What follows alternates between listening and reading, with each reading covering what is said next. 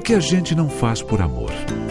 Muitas vezes, um gesto que pode parecer pouco agradável está, na verdade, representando um enorme carinho de uma pessoa para outra. Por isso, vamos abordar neste documentário o que precisamos saber sobre a importância da vacinação. Depois da água potável, nenhuma ação em saúde pública teve tanto impacto na prevenção de doenças como a utilização das vacinas. Imunização é o procedimento que mais vidas salvou pelo mundo todo, principalmente nesses últimos 60 ou 70 anos. Vamos explicar de uma maneira geral o que é a imunização. O mecanismo químico que insere no organismo da pessoa que é vacinada um sistema de defesa contra um vírus ou bactéria. Assim, a pessoa que toma uma vacina contra um determinado tipo de doença adquire resistência ao agente que transmite a doença, ficando imunizada. O grande papel das vacinas, e a imensa maioria das vacinas do calendário vacinal, são aplicadas em crianças menores de 1 ano de idade. Por quê? Porque a vacina, ela tem como objetivo, né? A vacina é um produto farmacêutico que tem como objetivo proteger essa criança antes que ela entre em contato com o agente que realmente causa a doença.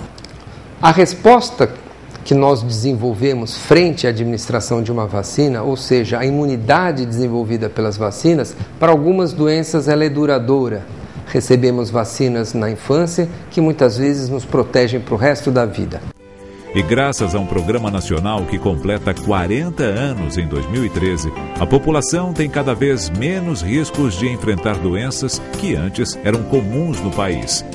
O Programa Nacional de Imunizações hoje oferta 13 vacinas no seu calendário básico de vacinação. É um calendário completo que engloba não só a criança, mas o adolescente, o adulto e o idoso. Portanto, é necessário que a população se convença que precisa ter o seu calendário completo, garantindo assim a imunidade para todas essas doenças que estão incluídas no calendário de vacinação. Qual a importância de mantermos esse calendário atualizado? Tem doenças que ainda circulam no país. Outras circulam internacionalmente, são inclusive sendo endêmicas, como é o caso da polio. Já erradicamos a doença, desde 94 o Brasil recebeu certificação, mas ainda existem países que a doença é endêmica. Se nós não mantivermos a nossa população vacinada, nós temos o risco de reintroduzir essa doença no nosso país, né? Outras doenças ainda têm a circulação, por isso, mesmo que uma menor intensidade, se nós não mantivermos a população devidamente vacinada, essas doenças vão recrudescer e voltar a ser realmente um grande problema de saúde pública. Então, a vacinação é uma medida preventiva e que garante a diminuição da morbimortalidade da população brasileira. O calendário do Estado de São Paulo, o primeiro calendário do Estado de São Paulo, foi do ano de 1968. E neste calendário nós tínhamos vacinas voltadas para 7 doenças. Cerca de quase mais de 40 anos depois, hoje nós temos um calendário com vacinas voltadas para cerca de 15 doenças. Então isso é um fato muito importante, a inclusão de novas vacinas e vacinas de elevada eficácia e seguras. De acordo com levantamentos feitos ao longo dos anos pelos agentes da saúde pública no Brasil, há boas notícias no universo da imunização. Em 1994, o país recebeu certificação internacional, dando conta que a doença e o vírus da poliomielite foram eliminados. E há também doenças erradicadas no Brasil. As vacinas cumprem um papel em saúde pública de extrema importância. Foi através das vacinas que nós conseguimos erradicar do planeta a varíola, prestes a erradicar a poliomielite, eliminamos o sarampo aqui do Brasil, a rubéola. São conquistas em saúde pública absolutamente importantes. O primeiro exemplo, a varíola, né? No calendário de 1968, a vacina da varíola fazia parte do calendário paulista e na década de 70 essa doença foi erradicada e erradicada no mundo. Então, é claro que é importante esclarecermos que não apenas a vacina, mas todas as ações de controle e erradicação realizadas tiveram um papel fundamental para a erradicação dessa doença. Vamos entender melhor o que é uma vacina. De acordo com relatos históricos, a primeira vacina descoberta no Ocidente, no século XVIII, foi a vacina da varíola, doença hoje erradicada. O naturalista britânico Edward Jenner percebeu a relação entre feridas nas tetas das vacas leiteiras e outras, semelhantes, mas não tão severas, nas moças que faziam a ordenha. A partir dessa observação, Jenner iniciou uma pesquisa retirando líquidos das feridas e fazendo testes sucessivos que resultaram na primeira forma de imunização do ser humano. Vacina, portanto, é um termo derivado do latim, a partir da palavra vaca.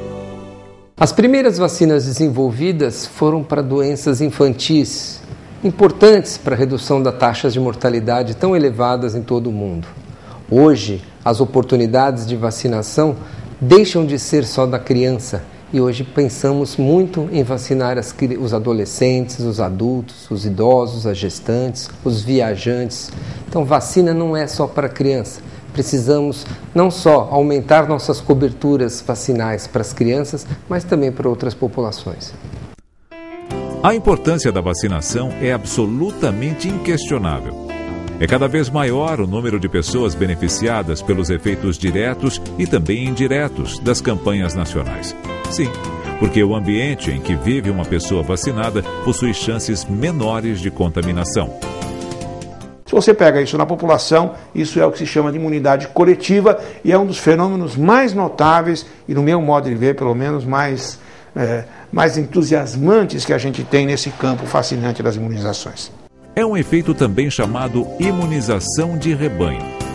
Imagine uma sala em que algumas pessoas tomaram vacinas para um determinado vírus, mas outras, ali no mesmo espaço, ainda não. Se todas elas convivem no mesmo ambiente, mas a maioria não corre mais os riscos de ser infectada, as demais pessoas nesse local têm menos chances de contrair vírus da doença e, consequentemente, estarão protegidas nesse ambiente. A imunidade de rebanho é um dos efeitos, é um dos resultados muito importantes das ações de vacinação, que é a vacinação em massa. Então, como é que isso funciona? Costumamos dizer que se vacinarmos pelo menos mais de 90-95% daquela população contra o sarampo, por exemplo, ou vacinarmos as nossas crianças, mais que 90-95%, estarão protegidas não apenas as crianças vacinadas, mas incluindo também outras crianças que porventura não tiveram condições de tomar vacina. Por quê? Porque você vacinando um elevado número de crianças, com isso você evita que esse vírus circule naquela comunidade e com isso evita que mesmo que pessoas que não puderam ser vacinadas estejam protegidas contra essa doença. Hoje, entende-se a vacinação como uma ação de cidadania. O indivíduo que recebe a vacina fica protegido. Mas mais do que isso, quando atingimos boa parte da população vacinada, nós conseguimos que aqueles indivíduos não vacinados, ou porque possuem alguma condição clínica, ou porque não responderam adequadamente às vacinas, se beneficiem também dessa alta cobertura vacinal. Ou seja, quando vacinamos boa parte da população, deixamos de circular o agente causador daquela infecção na comunidade. E esses indivíduos não vacinados se beneficiam dessa proteção de grupo que nós costumamos chamar de imunidade de rebanho. Apesar de o efeito rebanho dessa vacinação coletiva beneficiar por tabela as pessoas que não tomaram vacinas, as autoridades entendem que o melhor seria que todas as pessoas fossem imunizadas contra as doenças, o que infelizmente não ocorre muitas vezes por desconhecimento. Algumas pessoas têm medo. Muitas pessoas não gostam de tomar vacina e fogem das vacinas, nessas épocas de campanha, como por exemplo a campanha de vacinação contra a gripe, as desculpas para não tomar são as mais variadas possíveis, Uma vacina para ganhar o comércio, uma vacina para chegar na reta final e ser aplicada, passou por várias pesquisas. As pesquisas começam antes da fase clínica, em laboratório, em animais de experimentação, depois passam para o que a gente chama de fase clínica. Na fase clínica, as pesquisas passam por fase 1, 2 e 3. Estas fases com um número crescente de pessoas que são submetidas à vacinação e onde é pesquisado predominantemente a eficácia da vacina e a segurança da vacina.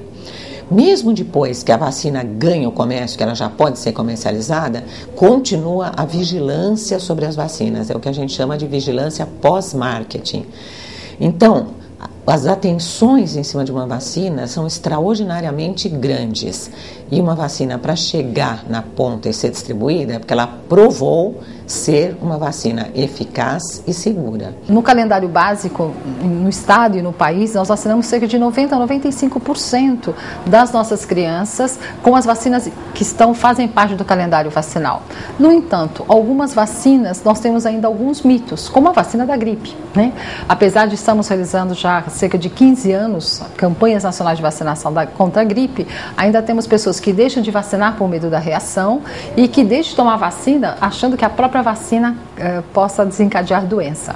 Quando a gente fala desses mitos, é importante esclarecermos que isso pode sim interferir. Então, as vacinas, de um modo geral, são seguras. O que existe é um grande mito, né, em torno das vacinas e esse medo em torno das vacinas, que cada vez mais a gente deve combater e a gente deve esforçar para que as pessoas sejam vacinadas. E para combater parte do desconhecimento que gera o medo, um esclarecimento. Importante é que as vacinas se dividem basicamente em dois grupos: as vacinas vivas e as vacinas inativadas. Basicamente, podemos dividir os tipos de vacina em dois grandes grupos, né, de acordo com a forma com que elas são produzidas. Algumas vacinas são ditas vacinas vivas, quando utilizamos na sua confecção vírus ou bactérias que não são mortos, sim atenuados, enfraquecidos. Então, através de processos químicos e físicos, atenuamos essa potência desse vírus, dessa bactéria, para que ele seja capaz, uma vez introduzido no nosso organismo, desenvolver uma resposta imune, porém sem causar doença. Essas são as chamadas vacinas vivas, como a febre amarela, como a vacina contra sarampo, cachumba, rubéola, o BCG contra a tuberculose são exemplos de vacinas vivas. Bom exemplo de uma vacina atenuada é a vacina contra o sarampo, por exemplo. O que é essa vacina? É o próprio vírus que causa a doença, mas atenuada o suficiente para induzir apenas proteção, ou seja, ele entra na circulação sanguínea, encontra o seu linfócito B específico e vai induzir a proteção de anticorpos específicos para o vírus do sarampo. Mas ele é atenuado o suficiente para não causar doença. Então, essa é a grande diferença, essa é a principal característica de uma vacina atenuada. Uma forma, claro, muito resumida, o vírus causador do sarampo, né, da doença sarampo, é submetido a uma série de processos de grande complexidade que fazem com que ele seja atenuado, quer dizer, ele seja enfraquecido. Enfraquecido de tal forma que quando ele é injetado numa criança ou num adulto na forma de vacina, ele não é mais capaz de causar doença. Mas como ele mantém uma grande semelhança da estrutural com o vírus selvagem que lhe deu origem, as diferenças são muito pequenas. Essas diferenças, o resultado é dramático, mas as diferenças estruturais são muito pequenas. O que acontece é que o organismo, recebendo como vacina uma substância que lhe é estranha, faz com ela o que faz, de modo geral, com substâncias estranhas ao organismo. Ele reage, produzindo uma série de mecanismos de defesa. No outro lado, ou por outro lado, nós temos as vacinas que chamamos de inativadas, onde se utiliza através de diversas técnicas fragmentos da bactéria ou fragmentos dos vírus, capazes também de estimular a nossa resposta imune sem causar doença. Mas aí não utilizamos o organismo todo, o micro-organismo todo. Pedaços através de engenharia genética, através de fragmentação, como é o caso das vacinas contra o HPV, vacina contra hepatite A, contra hepatite B, difteria, coqueluche, tétano. Muitas das vacinas hoje utilizadas são consideradas vacinas inativadas. Na relação custo-benefício, é inegável que o gesto da vacinação, ao trabalhar no sentido de imunizar as pessoas, é mais positivo que o contrário. Existem, porém, alguns efeitos adversos dependendo de cada caso. Hoje nós temos bastante segurança de aplicar vacinas, sabendo que elas não são responsáveis por problemas graves, e lembrar que a vacina, eventualmente, que cause um evento adverso, uma reação, essas reações normalmente são leves, transitórias e muito mais inferiores, muito menos importantes do que as doenças contra as quais essa vacina se propõe a proteger. A abordagem, né, dos eventos adversos pós-vacinação é um assunto que merece um destaque especial. Por quê?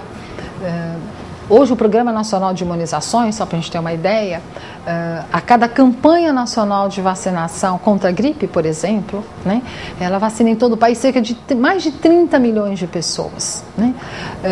Uma campanha de vacinação contra o sarampo, né, tenho números assim do Brasil, e no ano de 2008 foram vacinados com uma vacina atenuada contra o sarampo e rubéola cerca de 70 milhões de pessoas. Então, a segurança desses imunobiológicos é uma questão fundamental, né, para um programa de imunização. São diversas fases de estudos, equipes imensas, anos de pesquisas, até que uma vacina seja criada e aprovada. É a forma mais eficaz de garantir a segurança para quem faz uso das vacinas. Antes de mais nada, qualquer imunobiológico, antes de ser aplicado em humanos, é testado em modelos animais. Uma vez sendo passado dos testes dos modelos animais, serão testados em humanos, né, inicialmente em adultos, que são estudos de fase 1, numa pequena amostra. Estudos de fase 2 já poderão ser testados em crianças, uma amostra maior. E estudos de fase 3 são estudos que avaliam eficácia desse produto. E nessas 3 etapas, são com um dos itens, além da proteção dessa vacina, um outro item importante é a segurança. E um outro fator importante na segurança desses produtos é a avaliação, é uma fase 4, que é a avaliação dos eventos adversos após a sua aplicação em massa. Então, são realizadas várias etapas para uma adequada avaliação da segurança dessas vacinas. As vacinas com que nós trabalhamos hoje, quase todas trabalham nesse nível de eficácia, ou seja, se a pessoa é vacinada, desenvolve proteção em praticamente 100% dos casos. As vacinas não são infalíveis, existem as chamadas falhas vacinais, mas elas felizmente são, de modo geral, muito raras. Quem recebe a vacinação deve se cercar de segurança.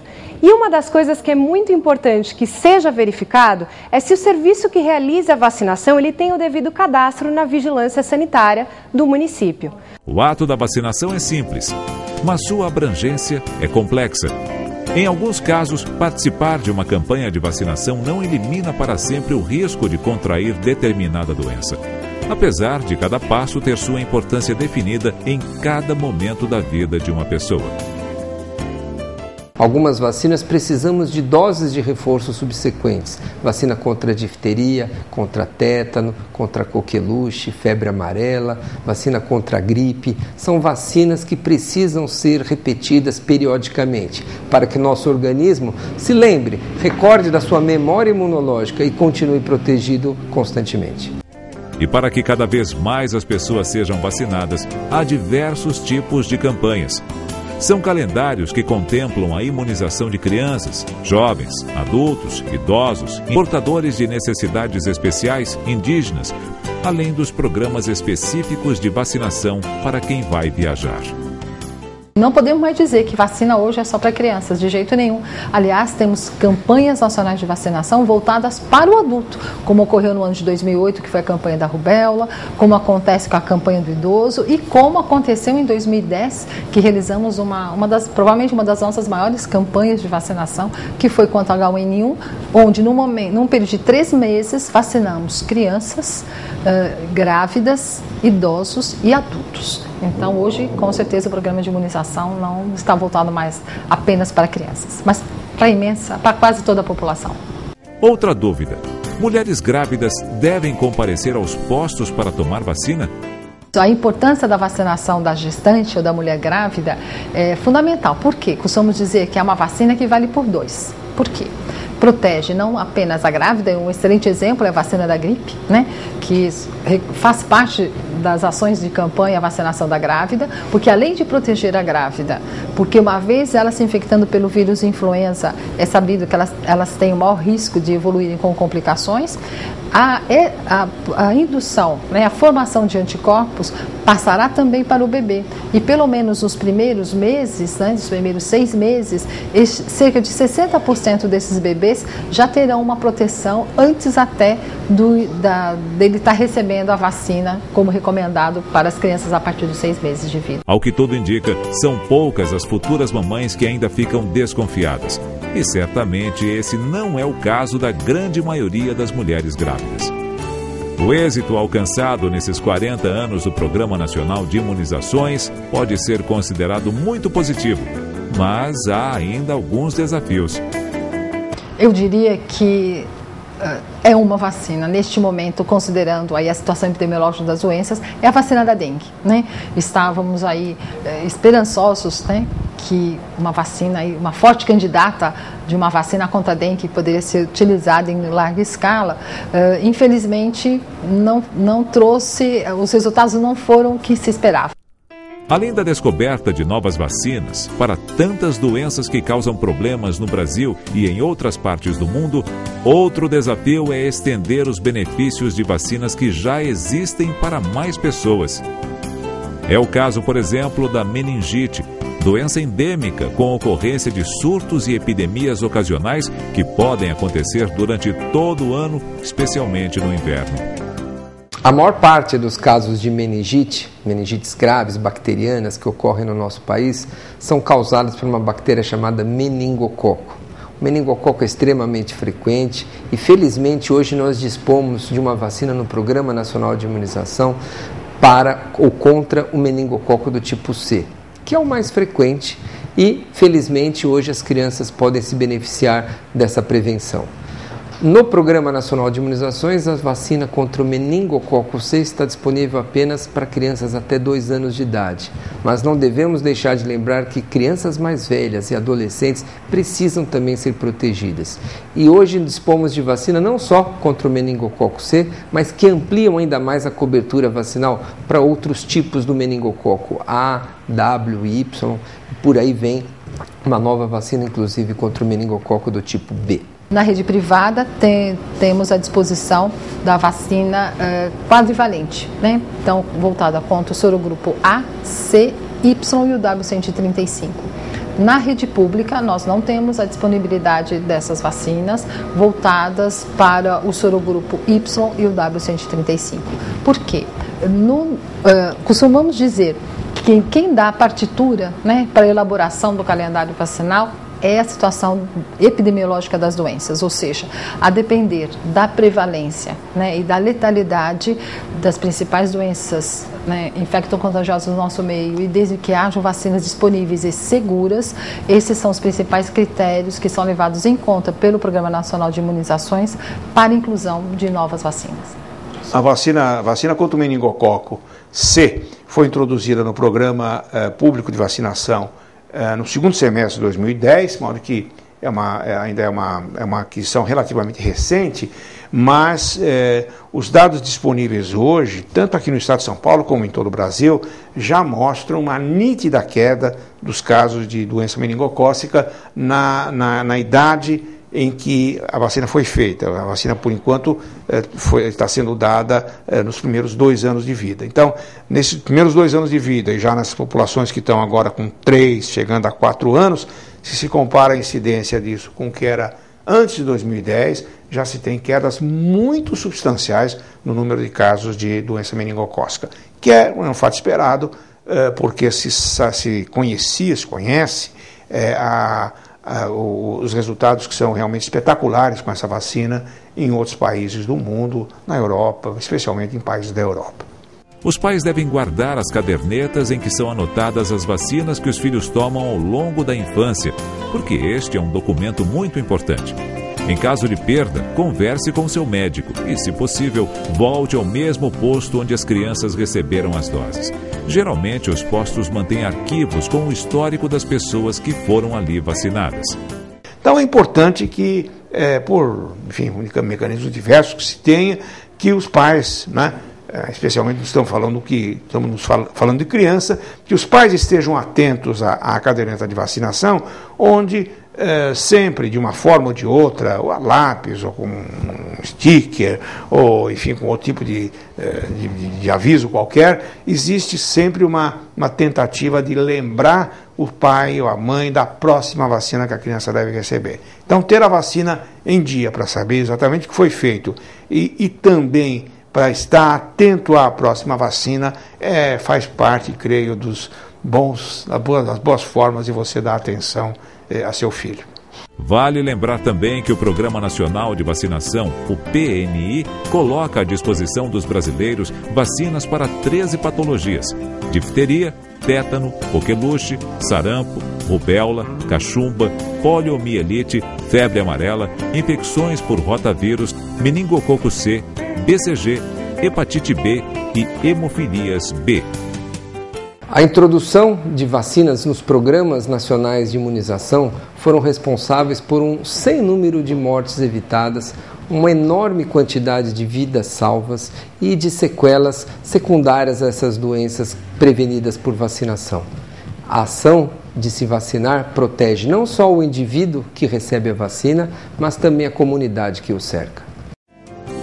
Para saber mais sobre a importância da vacinação, procure o Núcleo de Saúde de sua cidade e anote as nossas dicas. Sobre o Programa Nacional de Imunizações no www.saude.gov.br. Sociedade Brasileira de Imunizações, www.isbim.org.br. Sociedade Brasileira de Pediatria, www.sbp.com.br. Centro de Vigilância Epidemiológica do Estado de São Paulo, www.cve.saude.sp.gov.br. Saúde Brasil, www.saudebrasilnet.com.br. Disque Saúde, o número é o 136. Como vimos, a importância da vacinação é enorme. Um gesto simples, acessível para toda a população, que pode e consegue mudar para melhor a vida de milhões de pessoas no Brasil e no mundo.